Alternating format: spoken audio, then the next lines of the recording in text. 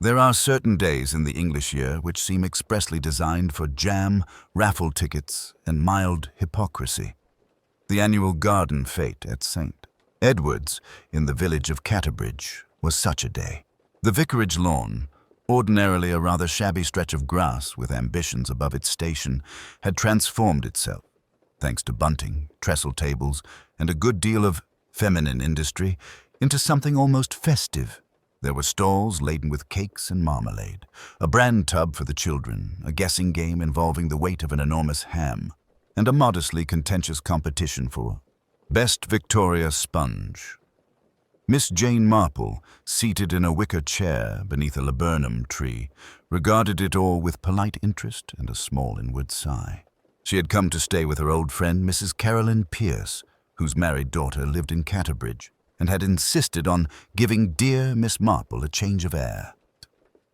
Miss Marple considered that air, on the whole, was much the same everywhere, but she had acquiesced. One never knew when a change of village might offer a change of illustration, and human nature, even in Catterbridge, was bound to be very much what it was in St. Mary Mead. "Such a success, don't you think?" breathed Mrs. Pierce, plumping herself down beside her. "And the vicar has worked so hard. Such a good man, Jane. So devoted."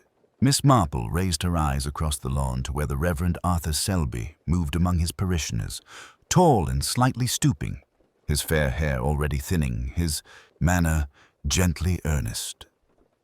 He was speaking to a young woman at the jam stall, a very pretty young woman in a blue dress who laughed too readily and touched her hair too often. Miss Marple's mild, faded eyes took in the scene and then wandered on. "One must be grateful for good men," she said mildly. "There are so many of the other kind." Near the tea table, Mrs. Agnes Roper, the doctor's wife, was briskly directing two harassed girls pouring tea. Old Colonel Baines stood with his back to the rosebed, haranguing anyone within earshot about the decline of standards in the army. Mrs. Emily Trent, angular and sour-faced, presided over the white elephant stall as if every chipped saucer were a matter of national security. To outward appearances, it was an afternoon of innocent trivialities. Yet there was a certain tension under the bunting if one looked closely, a too-patient smile here, an averted gaze there, a muttered remark when backs were turned. The village, Miss Marple reflected, always dressed itself up prettily when there was something it preferred not to see. Her attention returned, almost idly, to the vicar. He was now with Mrs. Selby, Harriet, small and dark, fussing over the flower arrangements, her thin hands perpetually smoothing and straightening. There was affection there, yes, but also anxiety, like a nervous hen forever counting her chicks and finding one missing. The fate was at its height when it happened. A child's shriek, then another, higher, keening. Heads turned, conversations broke off. The sound came from behind the vicarage, near the little path leading to the churchyard. Miss Marple rose more quickly than her years suggested. Children did not scream like that for a grazed knee. People were already hurrying towards the side gate. Miss Marple and Mrs. Pierce followed, allowing the younger, more impetuous villagers to surge ahead. At the narrow gate, the crowd bunched, murmuring, "I saw him! I saw him!" A small boy was sobbing, clutching his mother's skirt. "Make way there! Make way!" boomed Colonel Baines. The path to the churchyard lay dappled in late afternoon sunlight, the yews casting cool shadows. At the turn of the path, just beneath the lichened stone cross, something dark lay crumpled. It was a man's body. For a moment, there was only a collective, horrified silence. Then voices rose. Questions, exclamations, a woman's little stifled cry. Miss Marple, quite unnoticed, edged forward and looked down. The dead man was the Reverend Arthur Selby. Or so at first glance everyone thought. Yet as Miss Marple's gaze traveled slowly over the still features, the partially turned collar and the oddly unfamiliar hands, a faint, incredulous thought formed in her mind. That is not the vicar at all. By the time Miss Marple reached the stone path that led to the vicarage door, the more energetic members of the congregation had already formed a loose, anxious semicircle around the entrance. Colonel Melchett was in the lead, naturally, his ruddy face set in lines of brusque command, while Mrs. Bantry hovered beside him in a state of fascinated horror. The vicar himself stood just inside the open doorway, one hand gripping the frame as though for support, his complexion a sickly grey beneath the clerical collar. Behind him, in the dim, cool hall, Miss Marple could see Margaret Ashford, her back pressed against the wallpaper, both hands to her mouth in an effort to stifle further cries. On the tiled floor, half in shadow, lay the body of a man. He was of medium height, expensively but incongruously dressed for a village fete in a dark suit and city shoes. His head turned at an unnatural angle. A thin trickle of blood had made its way from beneath his right ear, already beginning to pool in the tiny irregularities of the Victorian tiles. It was, Miss Marple thought, a very tidy sort of death. No dreadful spattering, none of the vulgar chaos which sometimes accompanies violence, merely that silent, terrible stillness. "Good Lord," muttered Colonel Melchett, pulling himself together with an almost audible click and turning to the vicar. "Who is this fellow, Ashford?" The Reverend Michael Ashford moistened his lips before answering, his eyes fixed on the body with a peculiar mixture of fear and reluctant recognition. "His name is Charles Denham," he said slowly. He was a parishioner of mine once, in London." The admission seemed to run through the assembled villagers like an electric current. London had an unsavory, almost foreign glamour to St. Mary Mead. To have it step so abruptly into their tiled hallway, and as a corpse at that, was almost indecent. "Parishioner?" repeated Mrs. Price Ridley from the back, in tones suggesting that nothing good could possibly come of such a connection. "Well, I never."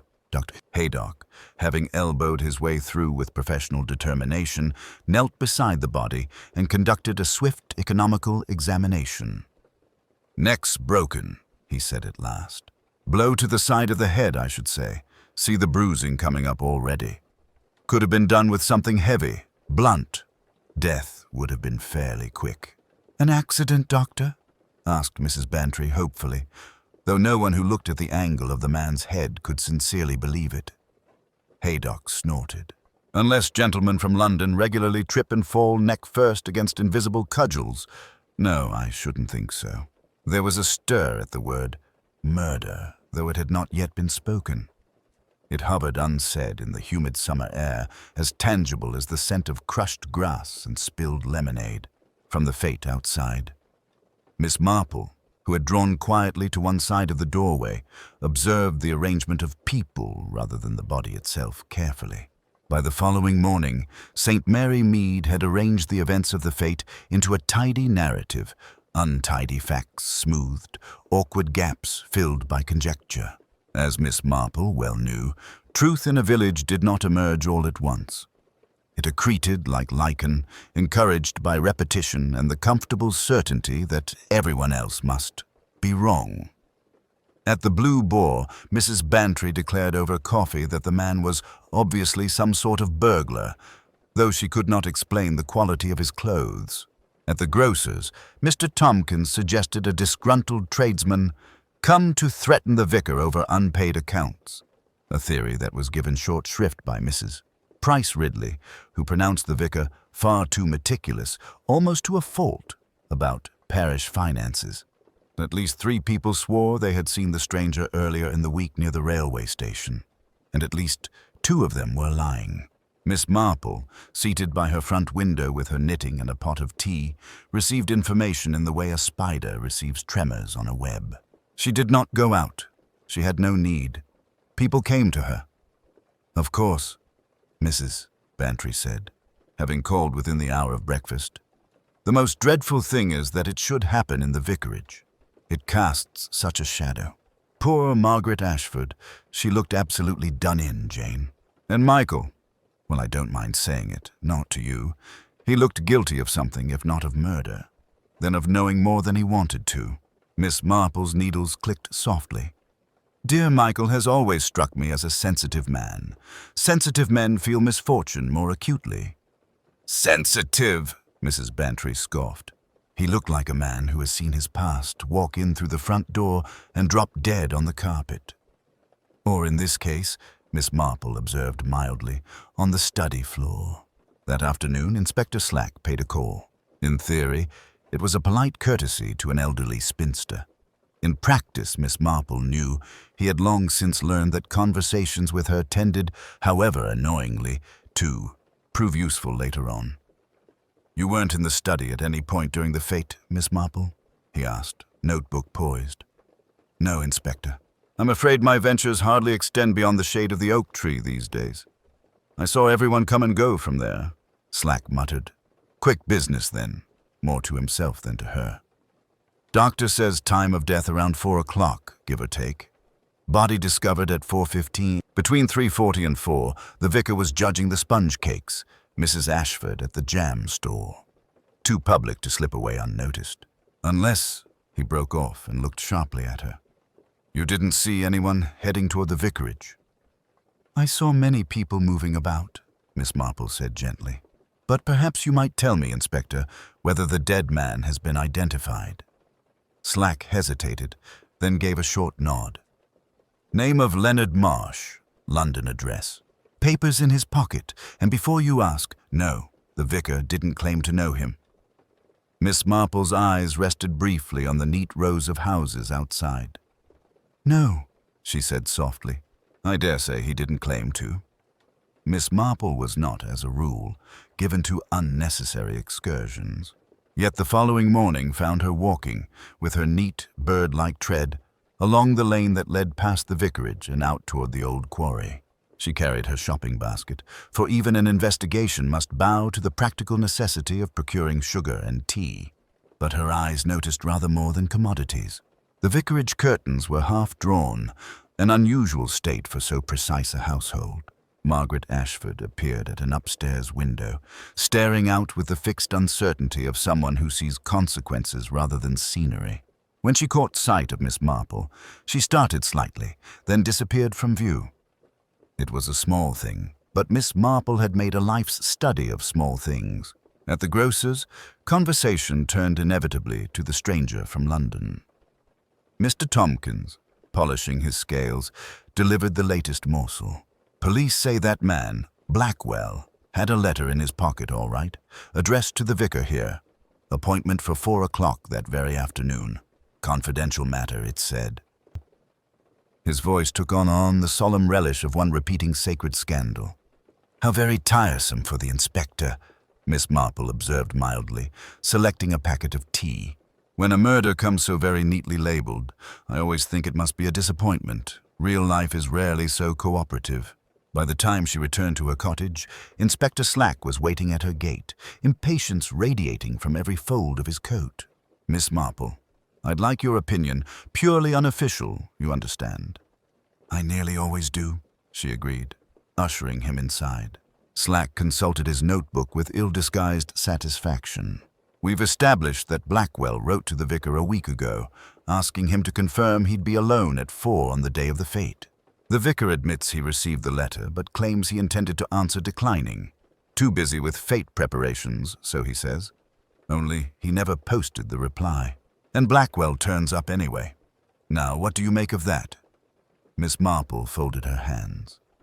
"It suggests that Mr. Blackwell was quite determined to see him, with or without written encouragement. Some men are like that, solicitors and tradesmen especially. Once they set their mind on collection, they are rarely deterred." Slack leaned forward. "We've dug a bit in town. Blackwell handled, delicately put, discreet matters, wills, separations, that sort of thing. And something else. A woman in London, lodging house keeper, says Blackwell came down here on behalf of a client. To settle an unfortunate situation, she called it. Money owed. Old scandal, wouldn't say more." "Unfortunate situations," Miss Marple repeated. "Such a very inclusive term. Babies, blackmail, bigamy. So many things begin with B, don't they, Inspector?" She looked up, apparently vague. "Has anyone asked Mrs. Ashford whether she knew Mr. Blackwell?" "We have," Slack said promptly. "She denies it, so does the vicar." Yet Blackwell's office diary has Ashford, St. Mary Mead settlement written in for that day. Settlement of what? That's the question. Settlement does have a financial flavor, Miss Marple murmured. And money, like murder, tends to reveal character.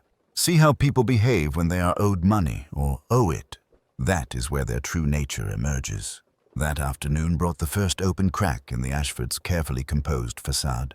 Young Lucy, Miss Marple's maid, returned from the post office with the eager importance of one who bears not only letters but news.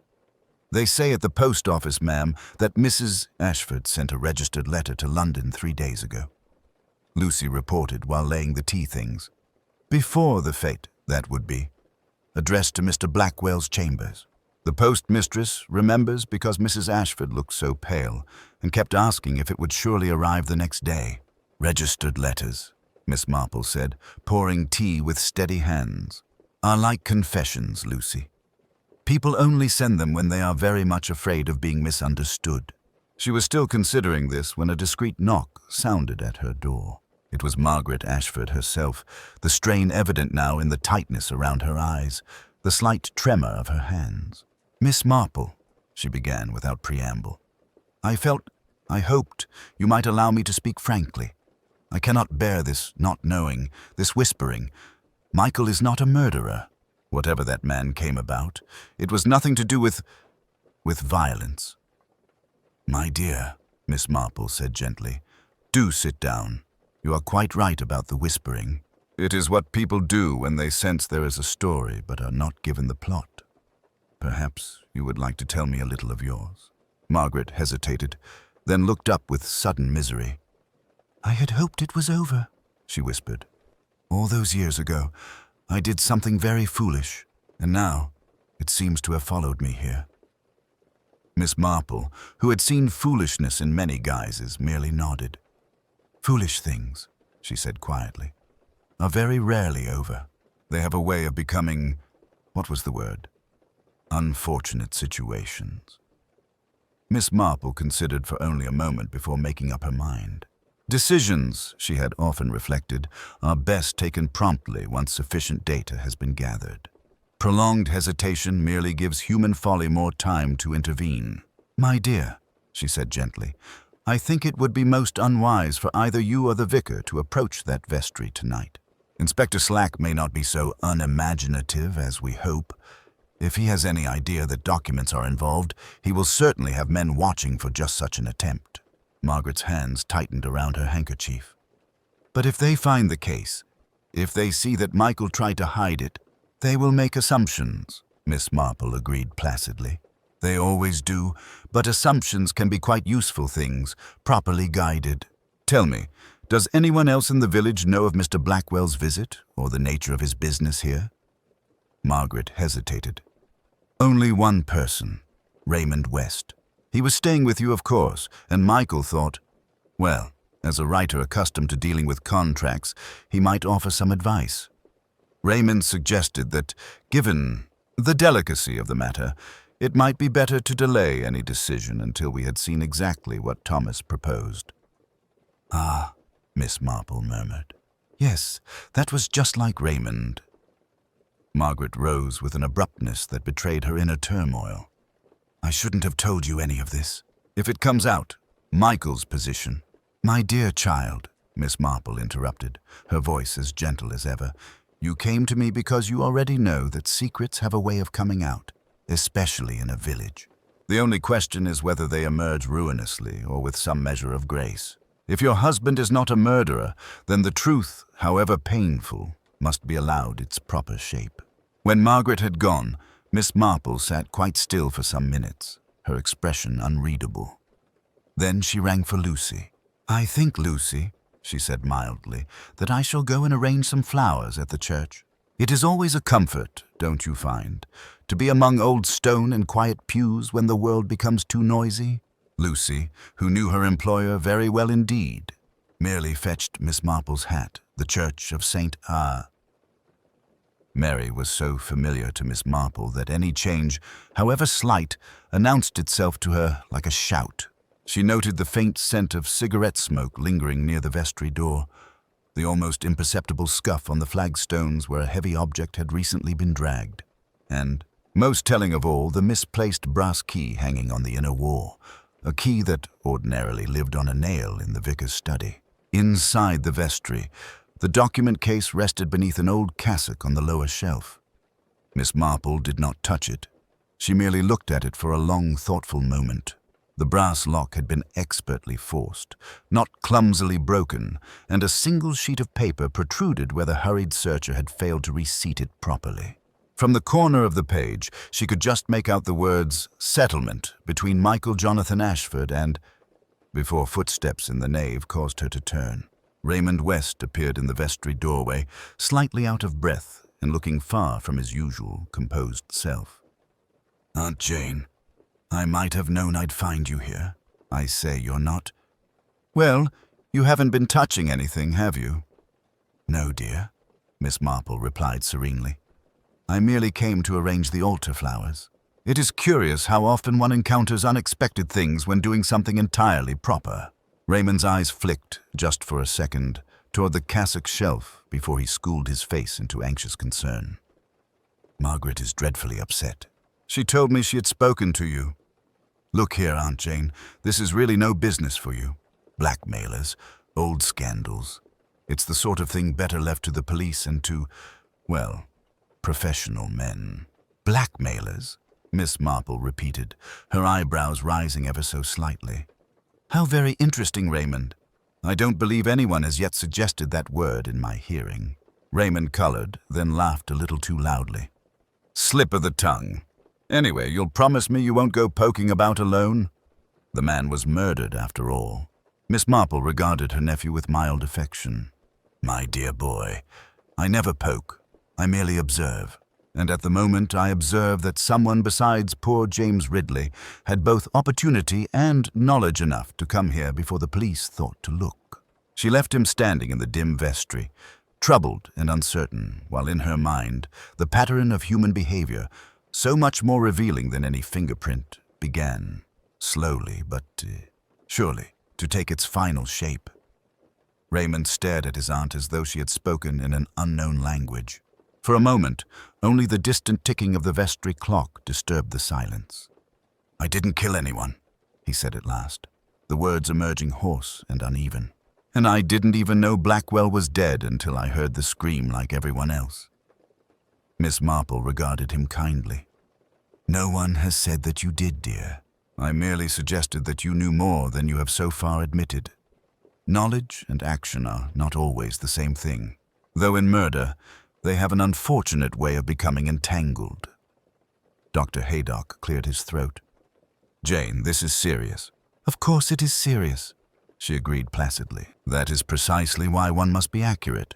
Raymond, you were in London last week. You dined, I believe, with a certain journalist friend who has connections in legal circles. You mentioned it at luncheon." Raymond grimaced. "Yes, Gerald Parsons. He writes those dreadful human interest pieces for the Chronicle." "What of it?" "Gerald Parsons," Miss Marple repeated thoughtfully, "a man who prides himself on hearing everything first and cheapening it second.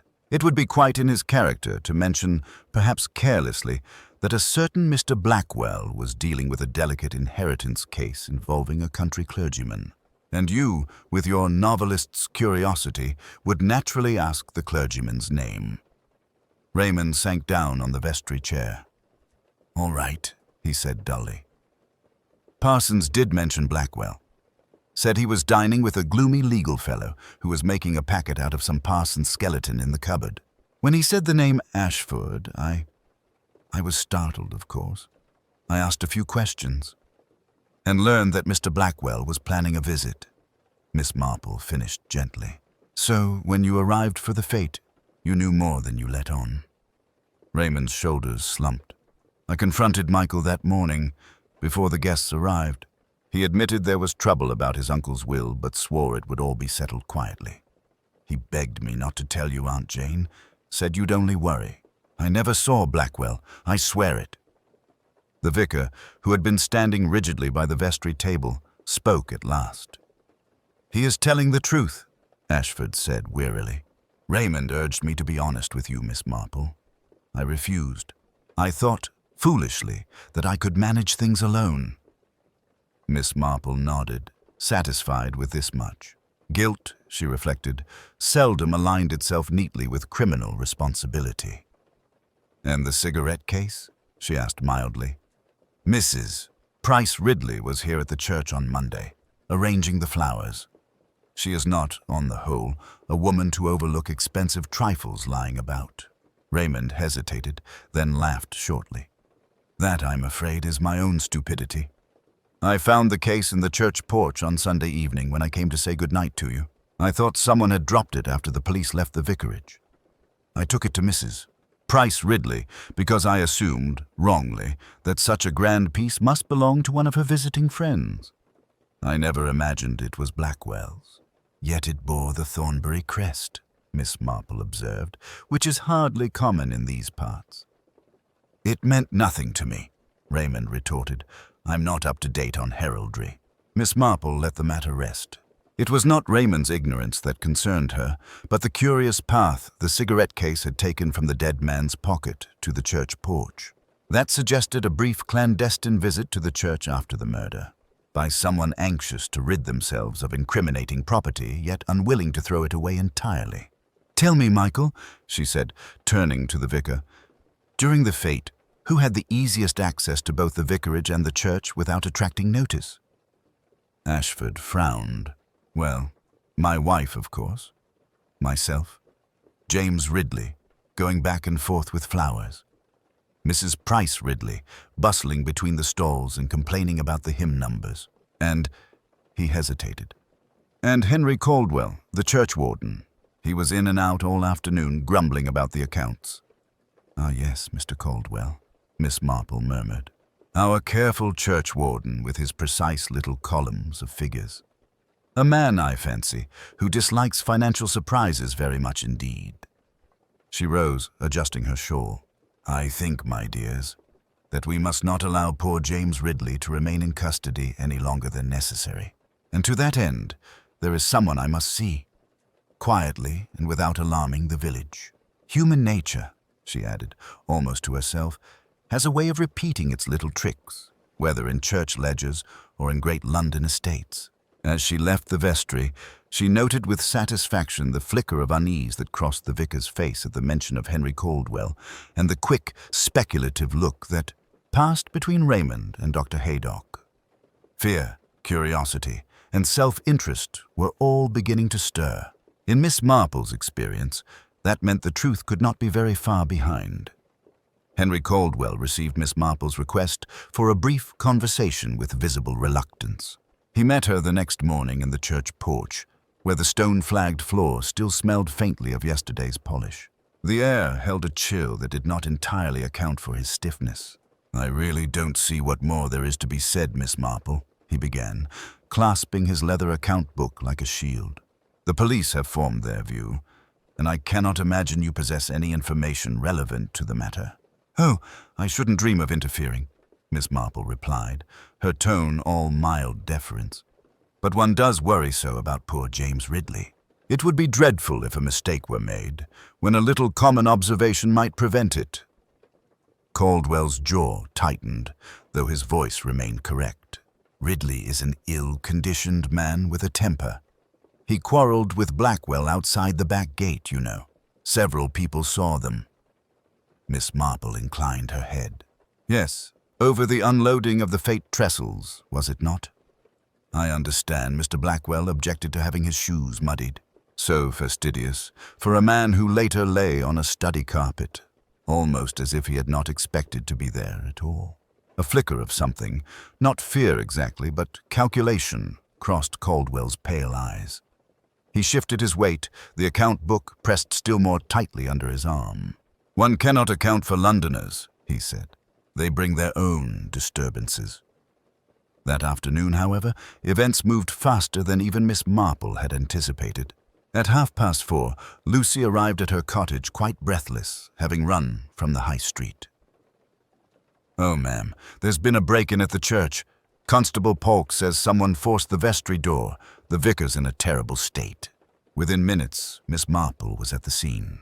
The vestry lock hung splintered, sawdust on the stone, the interior in disordered disarray that was, to her practiced eye, oddly purposeful. Cupboards gaped open, surplices dragged from pegs, the alms box overturned, yet the silver remained untouched in its accustomed cupboard. Only one thing, as she had expected, was missing: the dark leather document case. Michael Ashford stood by the empty shelf, his face gray with shock. "I was in the vicarage kitchen not 10 minutes, he said dully. "When I came back, I found the door like this. Whoever it was must have been watching." Dr. Haydock, summoned from a nearby call, examined the damage with professional detachment.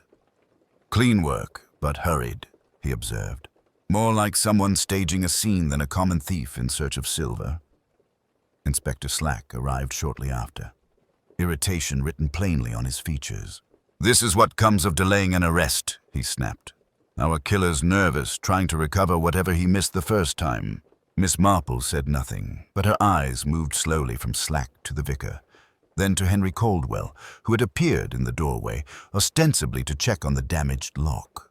Caldwell's next words seemed to weigh heavily on his tongue, as though each syllable might change the shape of his life irrevocably. "I went round to the French doors," he said slowly.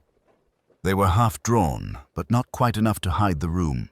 Blackwell was alive then, standing by the desk, with the document case open, and he wasn't alone. Miss Marple's hands were quite still now, the knitting suspended mid-stitch. "Not alone, Mr. Caldwell?" "There was a woman with him."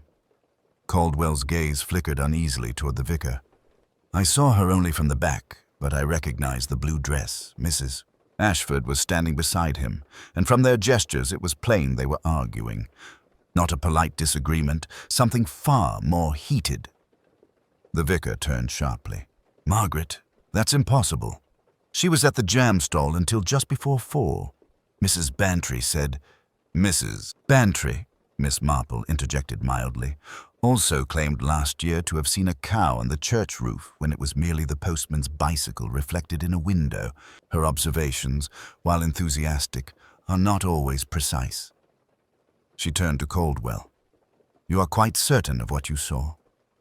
"Quite," he replied grimly. "I stepped back into the shrubbery immediately. I had no wish to interrupt." I heard Blackwell say quite distinctly, "If your husband knew the whole of it, madam, he would never have taken holy orders." And then I heard footsteps approaching from the lawn side. I retreated further round the house, didn't want to be seen spying, and when I returned to the French doors minutes later, the room was empty save for the body. "There were no cries, no struggle?" Dr. Haydock asked sharply. "None that I heard. Only that one sentence. By the time I dared go closer, Blackwell was lying where you found him, Doctor." The candlestick was on the floor, the case ransacked. I took the certificates. They were my family's only proof, and left by the same way I'd come. Silence followed this confession, thick and uncomfortable. It was the vicar who broke it, his voice raw. "If what you say is true, Henry, then you believe my wife killed Thomas Blackwell to keep some terrible secret from me?"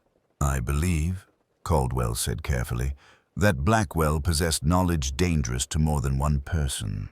When I found him, the angle of the blow, the absence of any other weapon at hand, it did not look like the work of a man taken by surprise. It looked deliberate. Consider, Michael, whose life, whose very identity, depended on Blackwell never speaking freely." Miss Marple rose with some difficulty, leaning for a moment on the back of her chair. "There is, I think, a third possibility that has not yet occurred to any of you. When men and women live in close proximity, sharing responsibilities and reputations, the truth of who is protecting whom can become very muddled indeed." That night, Mary Mead slept restlessly, as though the village itself sensed a subtle shifting of fault lines beneath its tranquil surface. Shortly after midnight, a thin curl of smoke began to escape from the roof vents of St. Mary Mead Church. By the time the alarm was raised and the volunteer brigade roused from their beds, the vestry door was smoldering and the interior thick with acrid fumes. The fire was quickly contained, but not before the wooden cupboard that held the vicar's vestments, and hidden behind them, Blackwell's locked document case had been reduced to charred fragments. It was Inspector Slack who delivered the news to Miss Marple the following morning, his usually self-assured manner curiously strained. Someone forced the vestry door with a crowbar, dragged that cupboard into the middle of the floor, and set it alight. Clean job in its way. If the fire brigade had been 5 minutes slower, we'd have lost the whole church. Miss Marple listened with her customary serenity, though a keen observer might have noted the slight tightening at the corners of her mouth. And nothing remained of the contents, Inspector? Nothing but warped metal and ashes. That document case is done for, and whatever was in it. Nasty business, Arson. Shows our man is desperate. Desperation, in my experience, Miss Marple said quietly, looking out toward the distant spire now veiled in faint smoke stain, often leads people to reveal more of themselves than they intend. When a person tries very hard to obliterate the past, Inspector, one must ask oneself 2 very simple questions. What precisely did they fear? And for whose sake were they? Afraid? She turned back to him with a mild, almost vague expression. I think perhaps it is time I had a rather private conversation with Mrs. Ashford. Not about murder, you understand. About Brighton and the nature of secrets shared between a wife and a husband who may not be quite the man she believes him to be. Mrs. Price Ridley's house, with its polished brass knocker and obsessively clipped privet hedge, seemed to bristle with offended respectability as Miss Marple and Dr. Sir Haydock approached. The curtains twitched almost before they reached the gate. Moments later, the door opened with the brisk decisiveness of a woman accustomed to controlling both her household and the narrative of village life. Miss Marple, Doctor. Her voice was as sharp and precise as the crease in her sleeve. If you've come about the fate accounts, I assure you everything will be in order as soon as Mr. Caldwell delivers the final totals. We have not come about the fate, Mrs. Price Ridley, Miss Marple replied mildly. I wish to return something of yours. I believe you may have mislaid it during all the unfortunate excitement. From her reticule, she produced the silver locket, its broken chain glinting accusingly in the hall light. For the first time, Mrs. Price Ridley's composure faltered. Her hand went instinctively to her throat, fingers closing on empty air where the locket had hung for as long as anyone in St. Mary Mead could remember. Where did you find that? She demanded, the words coming out slightly breathless. In the vicar's study, Miss Marple said gently, near where Thomas Blackwell was killed. There was a silence then, thick, heavy, laden with 20 years of carefully maintained appearances. Mrs. Price Ridley laughed, a brittle little sound entirely devoid of mirth. Really, Miss Marple, this is absurd. That locket was stolen from me weeks ago by my housemaid. I've been too charitable to mention it. How curious, Miss Marple murmured. Because Lucy, who is not at all charitable, informed me that you were wearing it at the fete.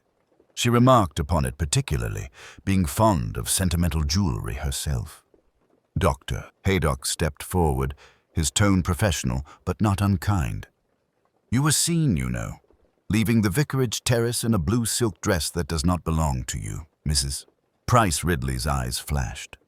Margaret Ashford has been talking then, hysterical woman, always too delicate for her position. No, Miss Marple said softly. Margaret has said very little. But Henry Caldwell heard your voice in the study, and I, unfortunately for you, have known you rather a long time. One never forgets the way a person speaks when they feel cornered. It is quite distinctive. For a moment, it seemed that Mrs. Price Ridley might attempt further denial. Then her shoulders sagged, the starch of years of self-control finally giving way. You don't understand, she said dully, turning away from them. None of you understand what that man was threatening. Miss Marple remained very still. He had discovered your late husband's gambling debts, she said quietly, and his association with certain establishments in Brighton. Establishments of doubtful legality, perhaps even criminal connections. Enough, certainly, to ruin the carefully curated memory you've preserved all these years. He was going to drag Edward's name through the courts, she whispered.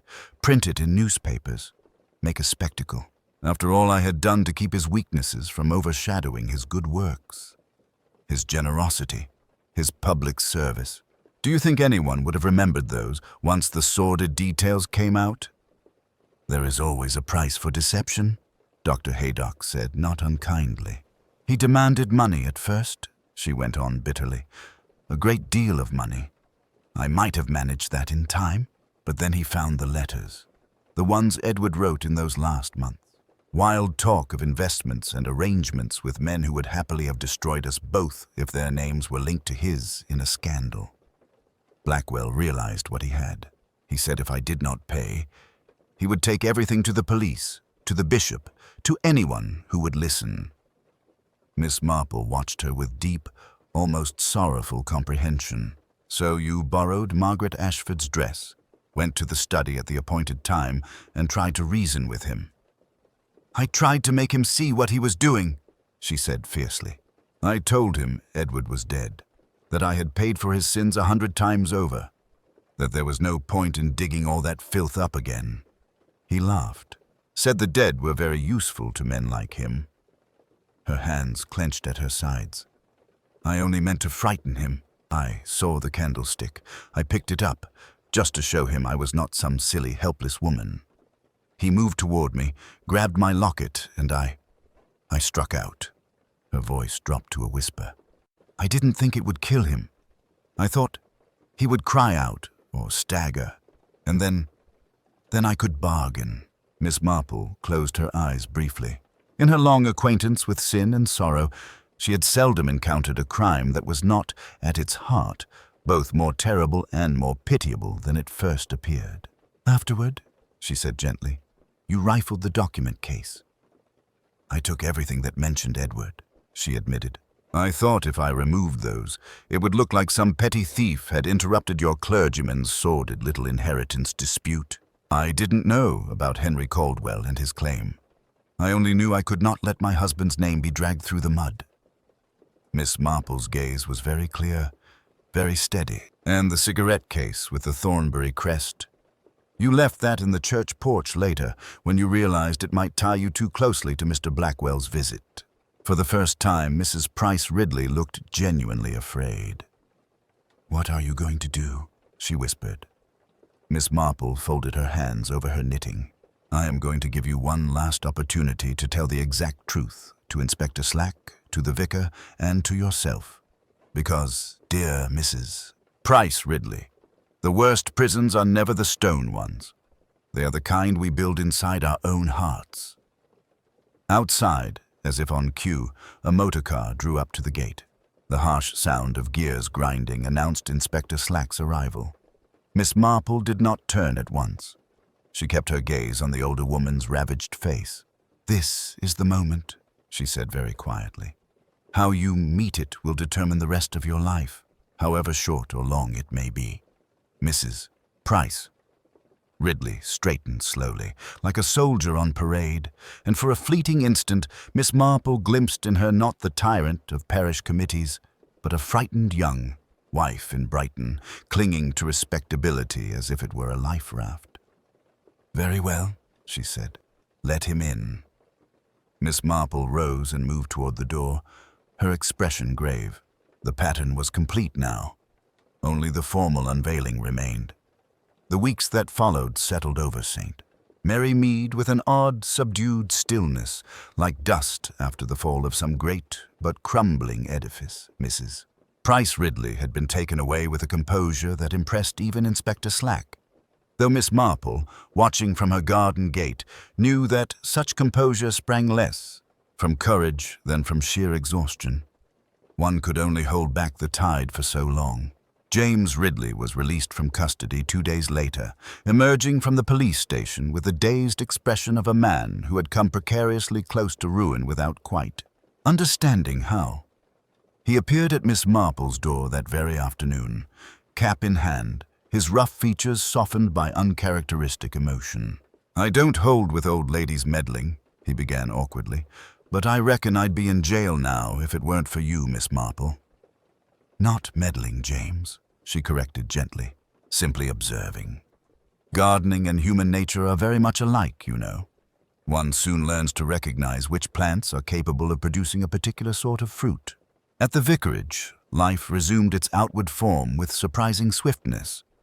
The parish meetings, the choir practices, the endless stream of small domestic dramas that constituted village life. Yet beneath the surface, something fundamental had shifted. The Reverend Michael Ashford, though cleared of suspicion, carried himself with a new humility, as if the precariousness of his own position in the world had been forcefully impressed upon him. One crisp autumn afternoon, a small gathering took place in the vicarage sitting room. The vicar and Margaret, Dr. Haydock, Henry Caldwell, Raymond West, and, in her favorite wicker chair by the window, Miss Marple with her knitting. "I confess," the vicar said quietly, "I still do not quite understand how you knew Miss Marple. Not only that James was innocent, but that Mrs. Price Ridley was involved, and that Henry had taken the missing documents without committing the murder." Miss Marple smiled faintly. "It was not so very difficult, my dear Michael. One simply had to listen to what people did not say, as much as to what they did. When the body was first discovered, you and Margaret did not ask who the stranger was. That told me you already knew, or suspected, his identity. Yet you did not step forward at once to explain, which suggested another, more private matter was entangled with his visit." She paused, adjusting a dropped stitch. Then there was the candlestick, a heavy object, requiring some strength and determination to wield with such fatal effect. Not, I think, the choice of a nervous gardener taken by surprise.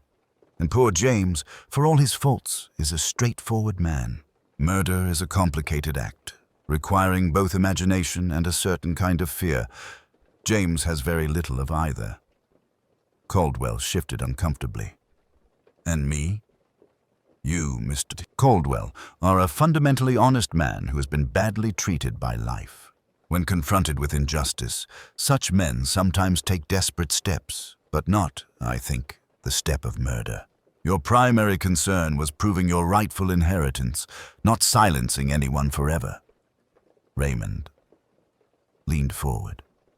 "And Mrs. Price Ridley?" "Ah," Miss Marple said softly, "there we have the heart of the matter. A woman who has spent 20 years living in terror that the truth about her husband might emerge will go to almost any lengths to keep it suppressed. When I found that her locket had been torn from its chain near the body, and learned of her sudden interest in a silver case bearing the Thornbury crest, the picture became quite clear. She had been hovering at the edges of the inheritance dispute, using any scrap of information to gauge her own danger." Margaret Ashford looked up. "And the quarry clay on Michael's shoes?"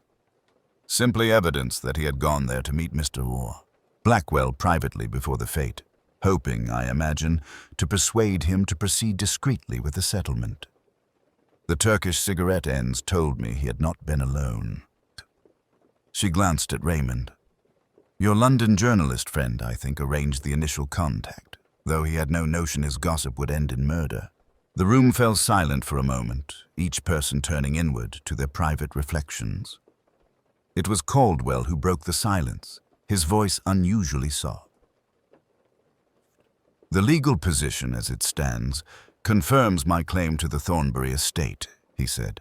"But I have no desire to uproot the vicar's life. I have proposed a division, sufficient for me to live decently and for Michael to maintain his work here without financial strain." "Very Christian of you, Dr. Haydock remarked dryly, though there was an unmistakable note of approval beneath his gruffness. Miss Marple smiled, her eyes on the roses beyond the window. "In my experience, justice rarely arrives neatly packaged. It tends to come piecemeal through the small decencies people extend to one another after the worst is over." That night, as she sat alone in her cottage with her knitting folded neatly in her lap, Miss Marple reflected on the curious case of the vicar's double life, not the lurid sort of double life suggested by penny thrillers, but the quieter, more insidious kind lived by so many in small villages. A life of outward piety and inward fear, of secret shames and carefully tended facades. In the end, she thought, It was not Thomas Blackwell's cleverness that had undone him, nor Mrs. Price Ridley's desperation, nor even Henry Caldwell's long-nursed grievance. It was simply human nature, playing out its eternal patterns of pride, fear, and the fatal consequences of trying to keep the past forever buried. Outside, the church clock struck 9, its familiar chime carrying across the sleeping village. Miss Marple rose, extinguished her lamp, and moved to the window, watching as a solitary figure, James Ridley, returning from the pub, paused at the church gate to touch his cap in an unconscious gesture of respect. Things would return to normal, she knew, because they always did. The parish teas would resume, the committees would reform, and new gossip would gradually supplant the old. Yet beneath the comfortable surface of village life, the truths revealed by the affair at the vicarage would linger, shaping quiet acts of kindness and small mercies in ways no one might ever fully understand. Human nature, she reflected as she drew her curtains, was a most curious mixture of frailty and resilience. And for those with eyes to see, it was endlessly, sometimes tragically, instructive. In the weeks that followed, St. Mary Mead performed its customary act of quiet self-repair. Like a garden after a storm, some branches were irreparably broken, others merely bent, and new shoots began, cautiously, to appear. The Price Ridley house remained shuttered, its gardener dismissed, its curtains drawn. Mrs. Hartnell declared at the grocer's that she had always found Mrs. Price Ridley a shade too insistent on moral standards, while Mrs. Bantry, less harsh, though no less candid, remarked to Miss Marple that perhaps the village had pushed the woman into a role she had felt compelled to maintain at any cost. People do love a paragon, you know, Mrs. Bantry mused. It saves them the trouble of being one themselves. Miss Marple agreed mildly. Yes, my dear. And once elected to such a position, one is seldom allowed to resign. At the vicarage, changes came more quietly. Margaret Ashford, freed from the immediate fear of scandal but chastened by proximity to it, took to visiting Miss Marple of an afternoon, seeking the older woman's company under the pretext of borrowing gardening books. "I feel as though I have been living in a play," she confessed one day, hands wrapped tightly around her teacup. All costumes and lines and careful staging.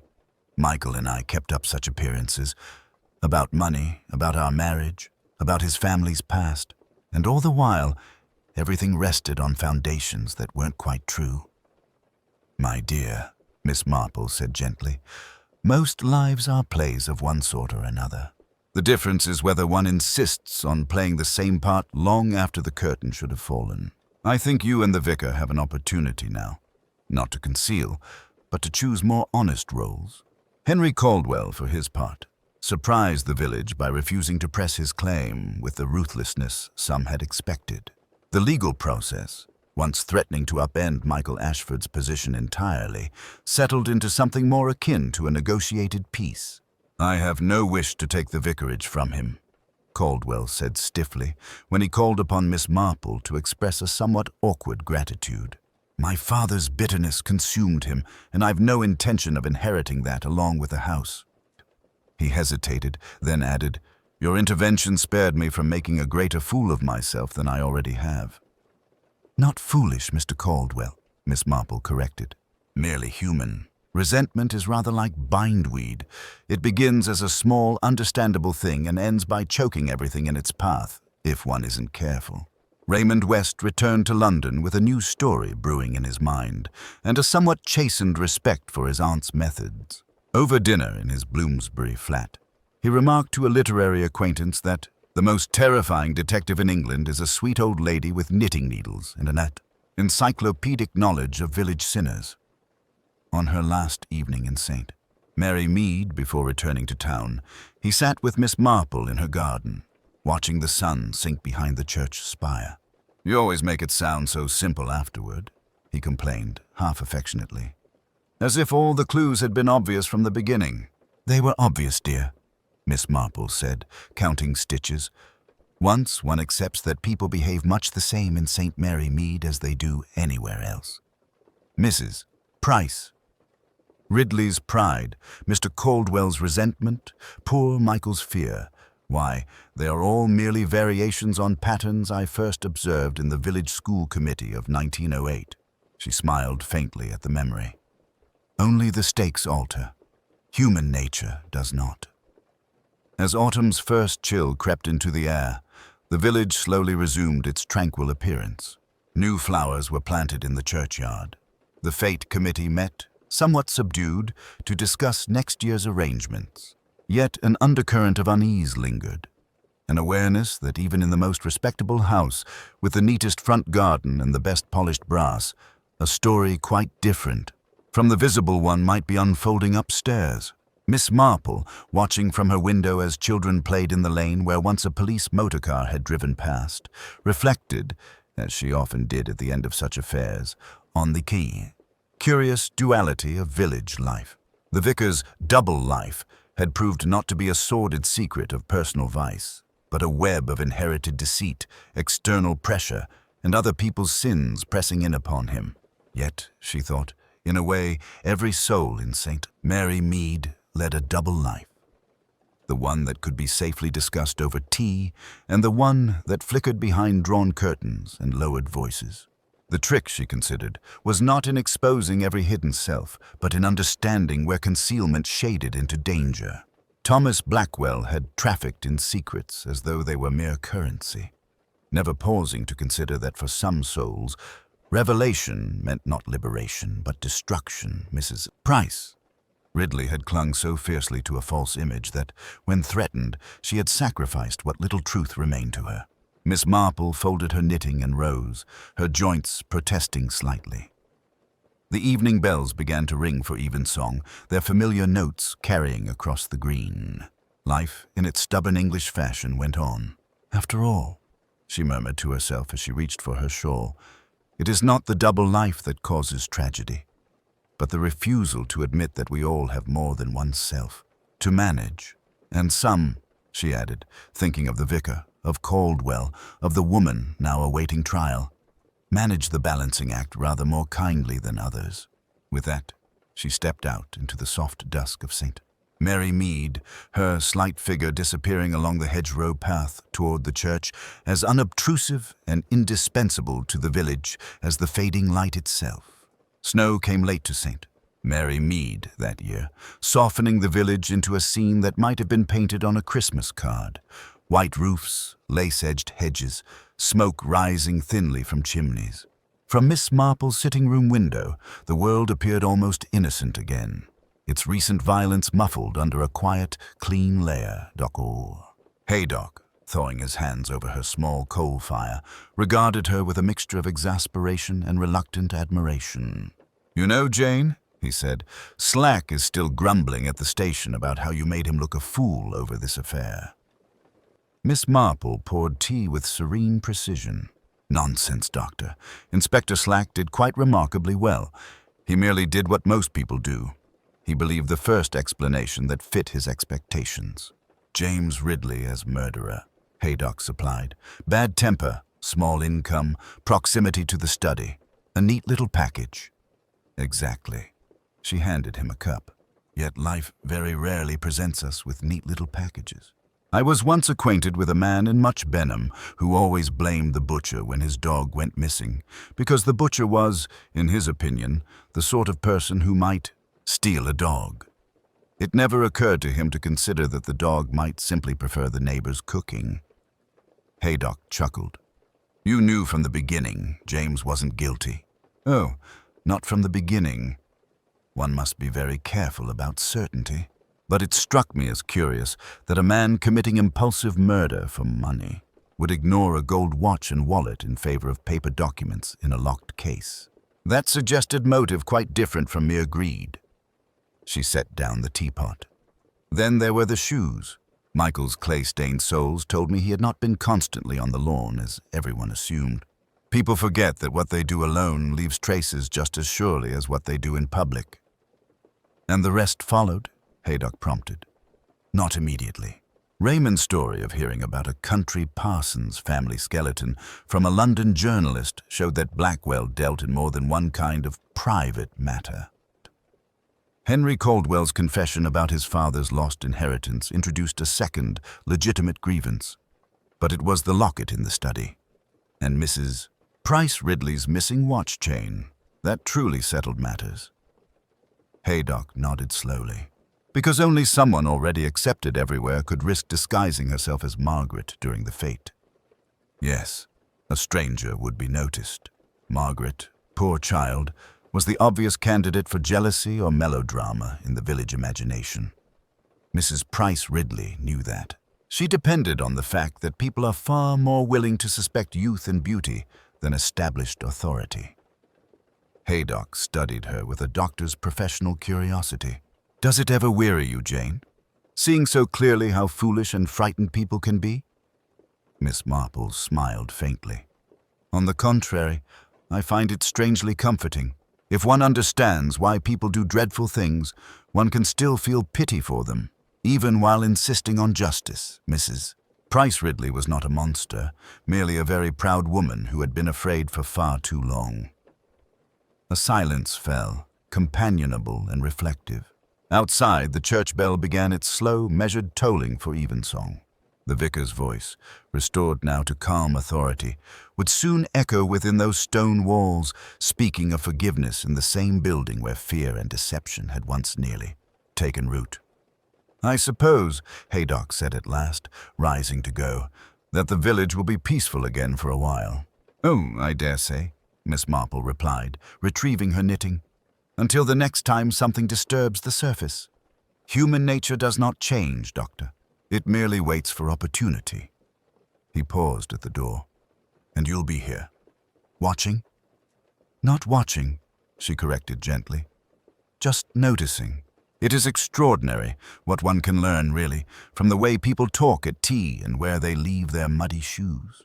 After he had gone, Miss Marple sat alone in the quiet room, the ticking clock marking out the steady passage of ordinary time. The vicarage lights glowed warmly across the snow, no longer harboring secrets, at least for the present. Somewhere beyond the white fields, a woman in prison was perhaps sleeping more soundly than she had in 20 years. Her deception stripped away at last. Miss Marple resumed her knitting, delicate fingers moving with practiced certainty. The pattern was complex but familiar, like the hearts and histories of the villagers she loved. Knots, crossings, unexpected turns, yet, if one were patient and attentive, every stitch fell into its proper place. Outside, snow continued to fall softly upon St. Mary Mead, covering both graves and gardens with equal tenderness. Within, an elderly lady bent over her work, thinking not of murder, but of human beings, with all their follies, fears, and fragile hopes, moving endlessly through the small, intricate mysteries of village life.